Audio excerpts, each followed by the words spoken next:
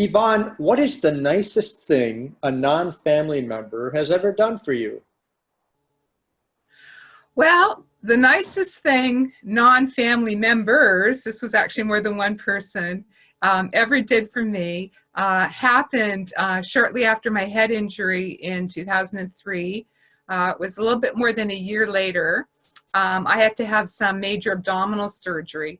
And because I was still so weak and my body was so sensitive after my traumatic brain injury that I had, I reacted very badly to the anesthetic drugs and to the painkillers. So when I was discharged from hospital, I was incredibly weak. I was so weak that I had to have home care services provided. The hospital organized that. So I had a healthcare worker coming in and helping me with, just personal care, like getting out of bed and getting dressed and bathing in the morning. And I had physiotherapy and occupational therapy coming in the house, and they put up support bars and grab bars and things like that.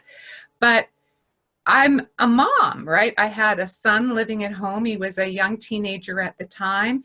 And even though I was getting dressed and I was physically getting in and out of my bed with this assistance, it was only about an hour a day, I was having a tremendous amount of difficulty with making meals, like just cooking for myself. I was so weak and I was so tired, and I just didn't have the strength or the stamina to cook. And so one of my friends, actually a doctor who I knew through the Spirituality in Healthcare Network, she called me. She'd seen me in the hospital. Her name is Mary Vachon, Dr. Mary Vachon. And she said to me, "Gee, Yvonne, it sounds like you need a care circle." I'd never even heard of a care circle, but she says, "Oh yeah, she works in palliative care a lot with cancer patients." And she said, "Yes, this happens a lot with cancer patients, sometimes after surgery, that you need a care circle to look after you till you get your strength back." And I mean, I was so tired and so exhausted. I said, "Well, yes, I suppose I do, but I don't even have the closest idea how I would even organize a care circle to help look after me."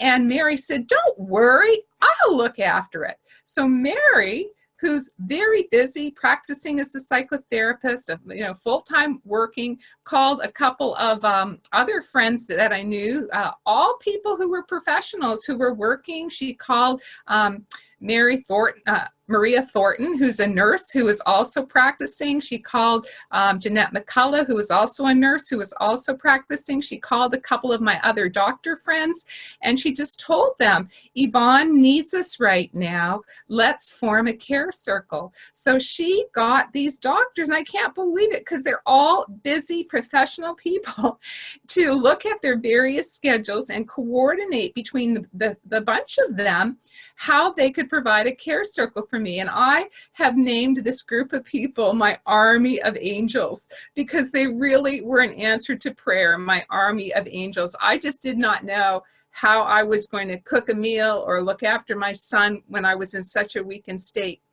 And so what happened is they took turns cooking home-cooked meals for me. And I have a number of food allergies and food sensitivities. So, I mean, I had to give them my list of what I can eat and what I can't eat. But they cooked beautiful meals for me, usually bringing enough for about 4 days each time they came, whoever it was came over.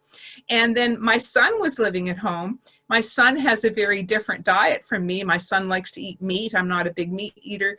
And so they cooked, in addition to meals for me, because they knew that my son was here at home too, they cooked meals that my son would want to eat, like spaghetti with meat sauce and stuff like that. So they would take turns. They made a schedule amongst themselves that they would come over and they would be bringing me food for several days, and me and my son food for several days. So I didn't have to worry about cooking meals while I was in this incredibly weakened state after my surgery. And then Mary said to me, the two Marys actually who headed it up, they said, "Well, Yvonne, don't you have to go to doctor's appointments, and don't you have to go to your rehab?" Because I was still in intensive neuro rehab after my head injury. I write about this all in my book, Touched by the Light, my head injury and the near-death experience I had afterwards. But this particular incident, I was still in the intensive neuro rehab stage. And yes, I was supposed to be going at least twice a week for neuro rehab, and it was at a downtown hospital. And it was at least an hour drive each direction, depending on traffic. And I just didn't have the stamina. I couldn't possibly drive that distance. So they said, oh, we're going to organize as part of your care circle. We're going to get everybody's schedules coordinated. Give us your list of appointments. Tell us what day and what time. And we will drive you to your appointments. And then I would be at the appointment for an hour or an hour and a half. And then they said, and then we will meet you afterwards. One of us on our care circle will meet you, and we will drive you home. And this was phenomenal. I couldn't believe this. It just touched my heart. This army of angels. These are people that are very, very busy, working full-time in their professional lives, that found the time somehow between them to coordinate, to look after me when I was in my greatest time of need. And you know, when I offered to give some money to pay for the food, and when I offered to give some money to pay for the gas, everybody said no. They said, Yvonne, your whole life, you've always looked after people. Now it's your turn to be looked after for a while. So this was so loving and generous. And this group of people, my army of angels, I feel is outstanding in terms of what they did for me at my time of very greatest physical need. Oh, here's a couple more things I'd like to mention about my army of angels. It was even bigger than that, and they did more than that. One day I had my son drive me to the local grocery store just to pick up some milk and some fresh milk, and I was very, very weak. I couldn't drive the car. I had trouble walking. I was holding on to the buggy for support. And the manager of the grocery store, he knew me because I used to shop there regularly.